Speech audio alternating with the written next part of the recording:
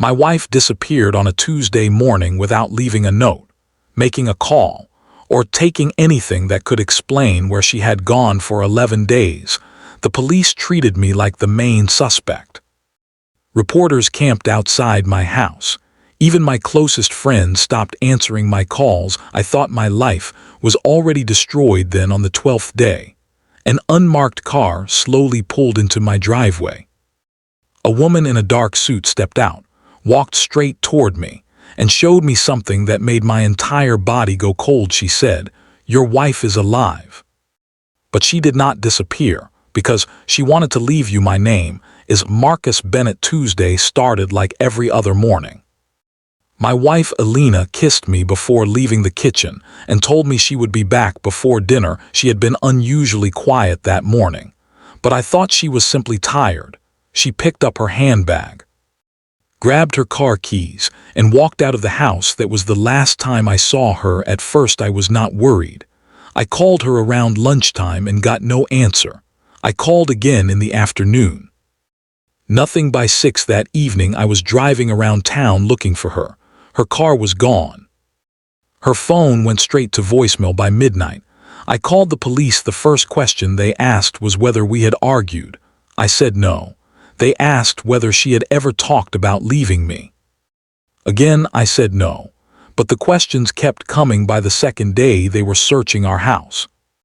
By the third day, they were looking through our bank records and phone history. Then one detective asked me something I will never forget. "If you loved your wife so much, why do we keep finding things you cannot explain?" I had no answer. I did not know what he was talking about. Then the reporters arrived. Every morning cameras were outside my house. They filmed me walking to my car. They filmed me bringing groceries inside. One reporter shouted that the husband was refusing to cooperate. I was not refusing. I was terrified. I wanted my wife home.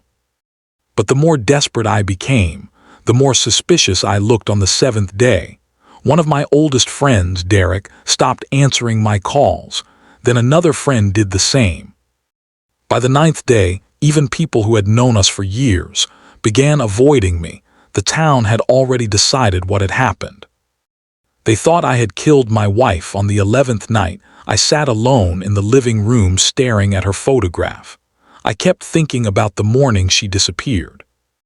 Then something finally bothered me. Alina had not taken her passport, had not taken extra clothes, had not taken her favorite necklace, had not even taken the medication she needed every morning. That made no sense, unless she never planned to disappear. At exactly 9:27 the next morning, I heard a car outside.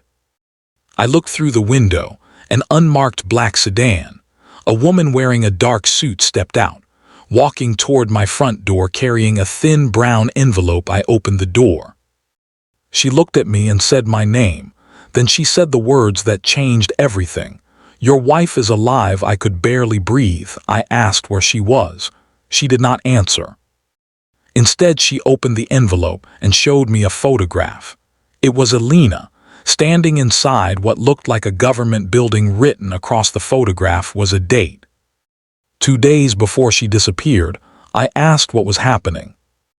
She finally told me the truth. My wife had discovered that someone close to us was secretly moving money through accounts connected to a company where she worked. She had reported it. Then she discovered that someone had been watching our house. She knew that if the person behind it realized she had talked, both of us could be in danger. So she agreed to disappear temporarily and cooperate with investigators. But there was one problem.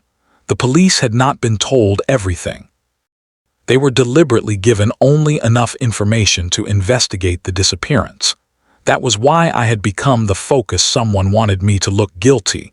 The woman then gave me one final photograph. It showed Alina entering a building. Standing behind her was someone I recognized immediately.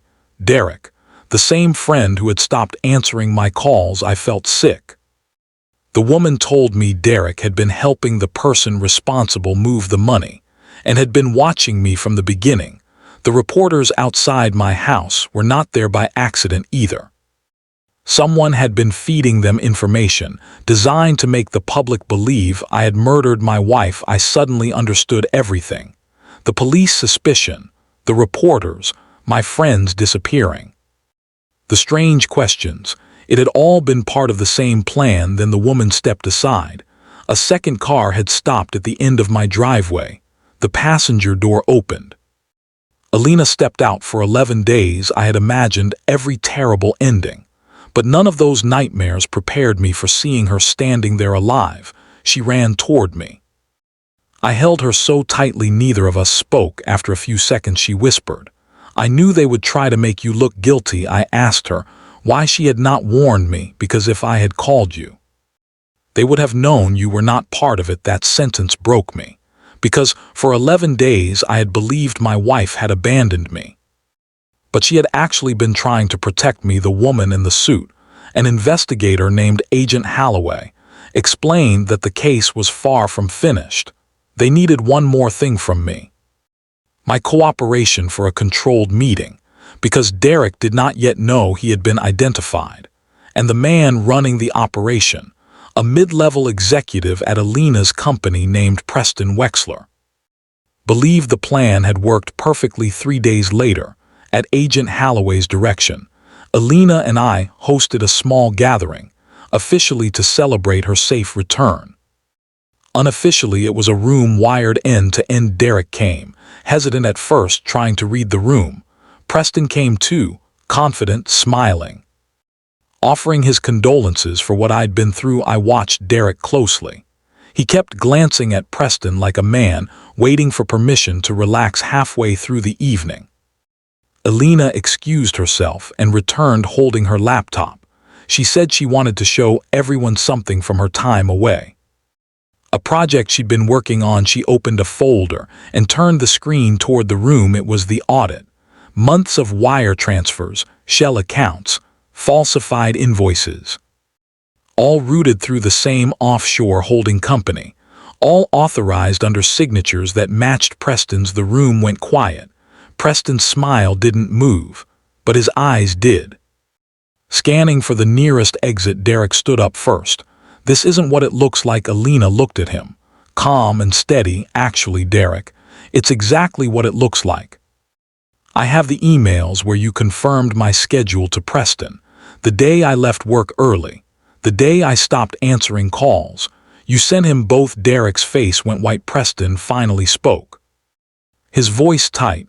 "Whatever you think you have, it won't hold up." Agent Holloway stepped out from the hallway where she'd been listening the entire time, followed by 2 federal agents. "Actually, Mr. Wexler, it already has. The arrests happened in my living room, not in handcuffs dragged through a courtroom on the news, just quiet, controlled. Exactly the way Alina had planned it from the very beginning." Preston Wexler was charged with wire fraud, embezzlement, and conspiracy. The investigation traced nearly $4 million moved through the falsified accounts. Over 2 years, Derek was charged as an accomplice. He'd been feeding information to Preston in exchange for a cut of the money, and he'd also been the anonymous source feeding details to the reporters camped outside my house, painting me as the guilty husband to keep attention away from the real crime. The trial took 8 months. Preston received 12 years. Derek received 18 months and a plea deal in exchange for testimony against him. The town that had turned against me slowly turned back. Some neighbors apologized. Most just went quiet. The same way they'd gone quiet when they assumed the worst about me. I didn't need their apology. I needed my wife home, and I had that. Alina eventually returned to her career, this time at a company that actually valued the kind of honesty that had nearly gotten her killed. Some nights, I still think about those 11 days, staring at her photograph, believing every terrible thing my mind could invent. And I think about the woman in the black sedan who showed up on the 12th day and gave me back my life. The biggest lesson was never about money, or police, or betrayal. It was about how quickly people can turn against someone when they only know half the story, and how far the truth will travel to find its way back. Even when it takes 11 days, and a stranger in a dark suit to bring it home.